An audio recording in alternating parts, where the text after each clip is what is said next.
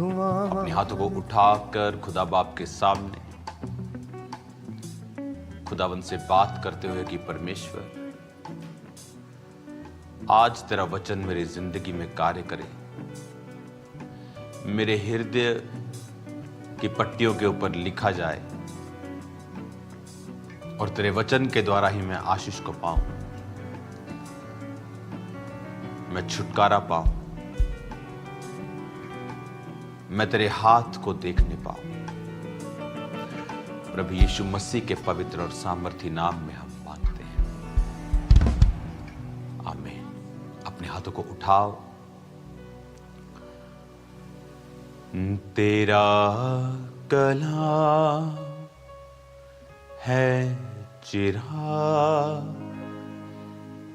मेरी राहों की रोशनी, तेरा कलाम है चिराग मेरी राहों की रोशनी, अपने दिल में मैंने इसको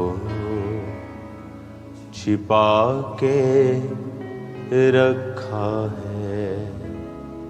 अपने हाथों को उठाकर कहो, परमेश्वर, आपने यहोशू को कहा कि व्यवस्था की यह पुस्तक तेरे चित्त से, तेरे मुंह से कभी उतरने ना पाए।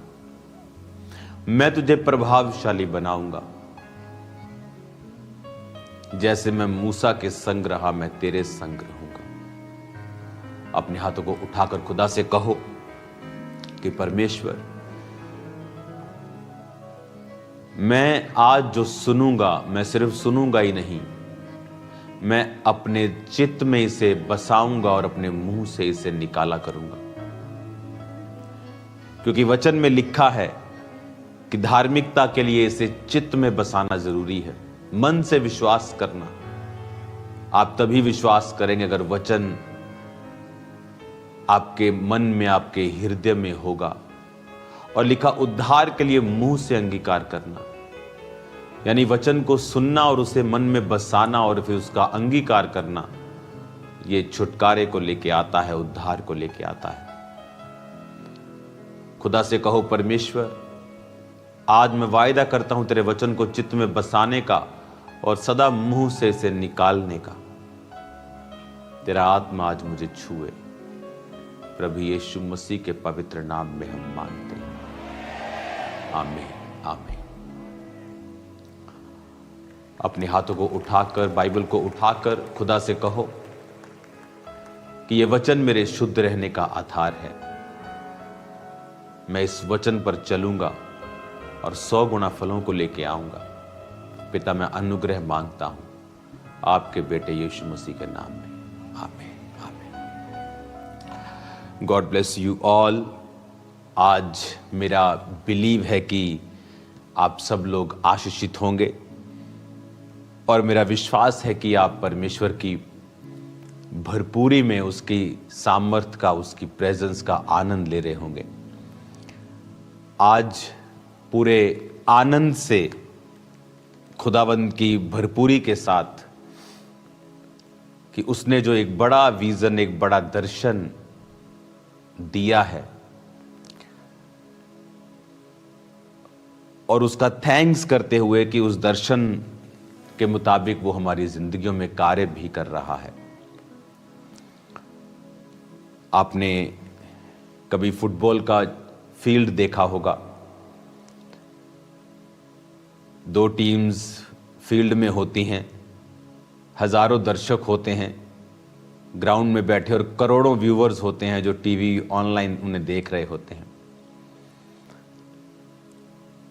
और आपने नोटिस करते हैं कि जिस प्लेयर के पास बॉल होती है सब उसके पीछे भागते हैं,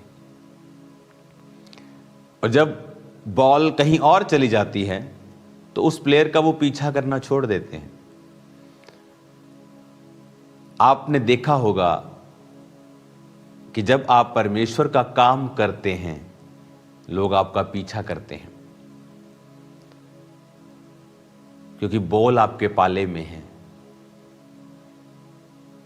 आप पहले नशा करते थे, लोग आपको बुरा नहीं कहते थे, लेकिन अब आपने विश्वास कर लिया, आपके रिश्तेदार आपको धमकियां देते हैं।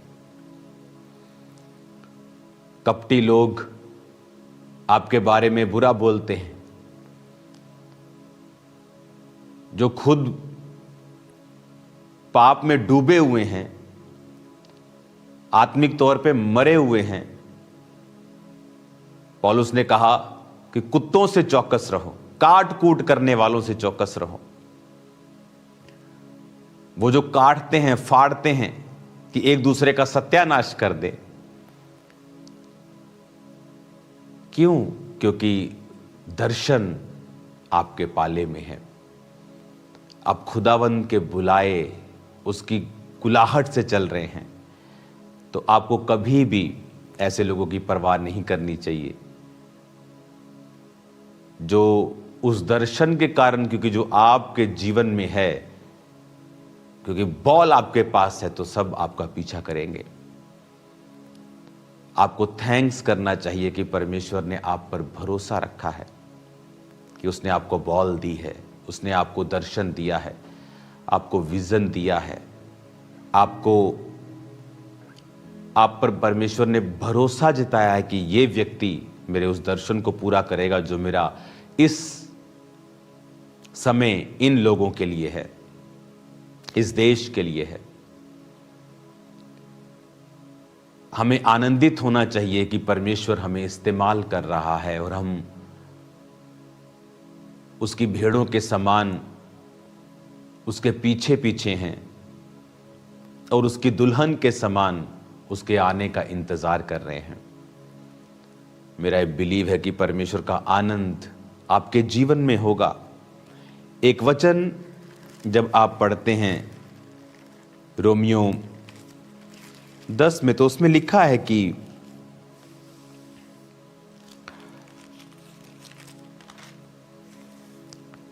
धार्मिकता के लिए, रोमियो 10 उसकी 10 आयत तक मैं पढ़ूंगा। धार्मिकता के लिए मन से विश्वास और उद्धार के लिए मुंह से अंगीकार किया जाता है। 12 आयत में लिखा है, यहूदियों यूनानियों में कुछ भेद नहीं, क्योंकि वो सबका प्रभु है और सब नाम लेने वालों के लिए उदार है। 13 आयत में लिखा, क्योंकि जो कोई प्रभु का नाम लेगा वो उद्धार पाएगा। 14 में लिखा, जिस पर उन्होंने विश्वास नहीं किया उसका वो नाम कैसे लेंगे। प्रभु ने कहा, अगर तुम मन से विश्वास करके मुंह से अंगीकार करो तो तुम उद्धार पाओगे। जिस तरह बहुत से विश्वासी, अगर मन में उनके विश्वास है कि प्रभु चंगा कर सकता है, लेकिन अगर अंगीकार नहीं है वचन का, प्रभु ने कहा था तू बड़ा प्रभावशाली होगा यहोशू, व्यवस्था की यह पुस्तक तेरे मुंह से उतर न पाए। हिंदी में चित्त लिखा है, पर उसकी राइट ट्रांसलेशन है जो ओरिजिनल बाइबल है, वहां है माउथ की व्यवस्था की जो ये पुस्तक है वो तेरे मुंह से कभी भी उतरनी नहीं चाहिए। हालेलुया। अपने पड़ोसी को बोलो, व्यवस्था की ये पुस्तक तेरे मुंह से कभी भी उतरने ना पाए। फिर से बोलो, व्यवस्था की ये पुस्तक तेरे मुंह से कभी भी उतरने ना पाए। आमीन। और इब्रानी भाषा में अगर आप इसे पढ़ेंगे तो उसमें लिखा है, व्यवस्था की ये पुस्तक तेरे पेह से, पेह PEH, इब्रानी भाषा का 6310वां शब्द, जिसका मतलब है द माउथ। एक तलवार की धार के लिए भी इसे यूज किया जाता है, पेह। इसका मतलब क्या है कि कई बार आप विश्वास करते हैं लेकिन अंगीकार नहीं है। बिलीव है कि परमेश्वर कर सकता है, अंगीकार परमेश्वर ने कहा, सोचा नहीं। जो प्रभु के दिमाग में था उसने कहा उजाला हो जाए तो उजाला हो गया। कहीं नहीं लिखा खुदा ने सोचा, लिखा खुदा की जो बुद्धि थी, जो बुद्धि परमेश्वर के संग थी, वो अंदर परमेश्वर को मालूम था मैं ऐसा करूंगा, लेकिन हुआ कब? आत्मा भी मंडलाता था, लेकिन हुआ कब? जब कहा। ये मेरा वचन का टॉपिक नहीं है, लेकिन उस टॉपिक पे आने से पहले हमें बेस एक बनाना है ताकि आप समझ पाएं कि कहा जब आप कहते हैं मैं ना मरूंगा वरन जीवित रहूंगा, परमेश्वर के कामों का वर्णन करता रहूंगा, कोई महामारी मेरा हिस्सा नहीं है, कोई दुख मेरे डेरे पे ना आएगा, मैं जवान सिंह और अजगर को लताड़ूंगा, सांप और बिच्छुओं को रौंदने का परमेश्वर ने मेरे को अधिकार दिया, यहोवा मेरा चरवाहा है, मुझे घटी ना होगी, उसने मेरे भाइयों के मध्य में मेरा अभिषेक, वचन अंगीकार लिखा है, जो कि प्रभु का नाम लेगा वो उद्धार पाएगा। पर कहता जिन्होंने विश्वास नहीं किया उसका नाम कैसे लें। फिर कहता जिसके विषय में सुना नहीं, 14 आयत में, उस पर विश्वास कैसे करे और प्रचारक बिना कैसे सुने।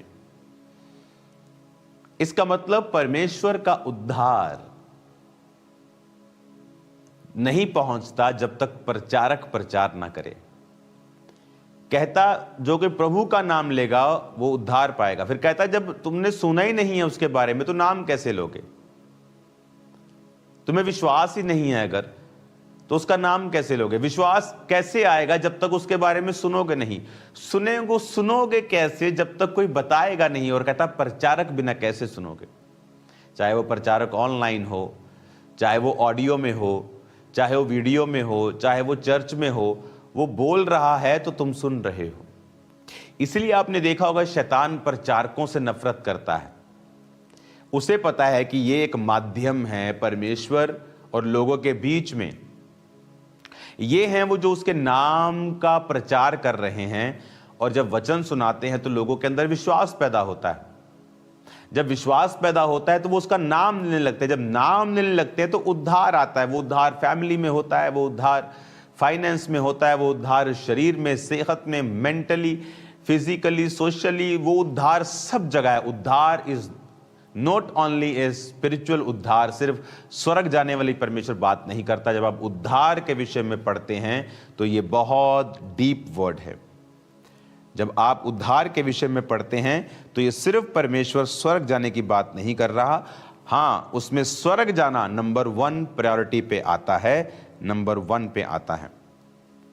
जब परमेश्वर ये बात युगों से युगों तक की है राजा, महिमा के सिंहासन पर वह तर्माजा।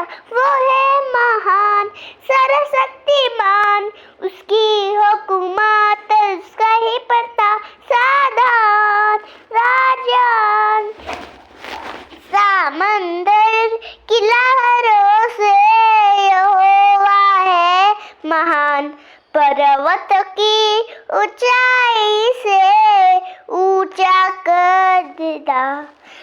युगों से युगों तक की है राजा, महिमा के सिंहासन पर वह तर्माजा। वो है महान सर्वशक्तिमान, उसकी हुकूमत उसका ही पड़ता साधान।